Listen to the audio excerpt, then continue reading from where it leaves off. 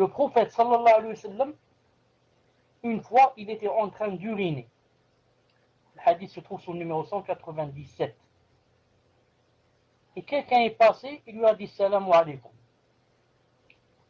Le prophète sallallahu alayhi wa sallam, après avoir terminé, lui a dit إذا رأيتني على مثل هذه الحالة, si une autre fois tu me vois dans une même situation, comme ça en train d'uriner, فلا تسلم علي, ne me dis pas salam alaykum.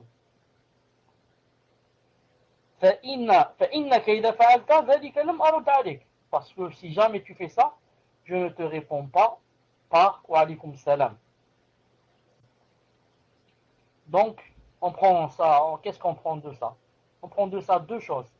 Comme dit Cheikh Al-Albani rahimahullah, la première que quand quelqu'un est en train d'uriner ou là on passe devant lui, on ne lui dit pas salam alaykum. Si quelqu'un est dans les toilettes et on passe par exemple, supposons que la porte soit ouverte, supposons, et qu'on le voit, on ne lui dit pas salam alaykum.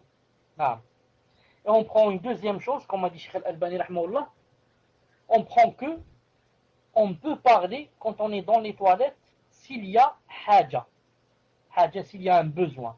Car Cheikh Al-Albani rahimahullah a dit wal-zahir, et apparemment, lorsque le prophète lui a dit, lorsque tu me vois dans cette situation, ne me dis pas salam, il a dit apparemment, il était en train d'uriner quand il lui a dit cette phrase.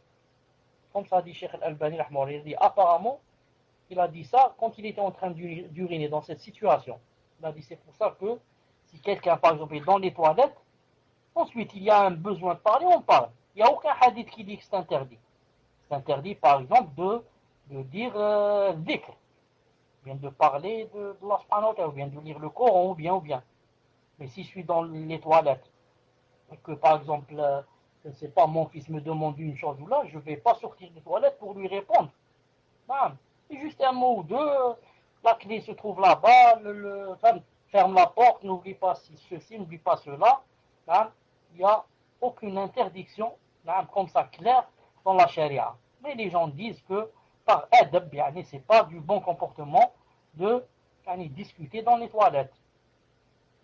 Et encore moins, ce n'est pas dans le bon comportement de prendre des journaux dans les toilettes. Il y a des gens qui prennent des journaux et des revues. Ils prennent la cigarette, ils prennent le thé. Ils prennent le thé à l'intérieur. Et la cigarette et les revues et les journaux. Peut-être aussi le téléphone, c'est sûr. De nos jours, le téléphone. Puisse Allah subhanahu wa ta'ala nous donner le bon comportement.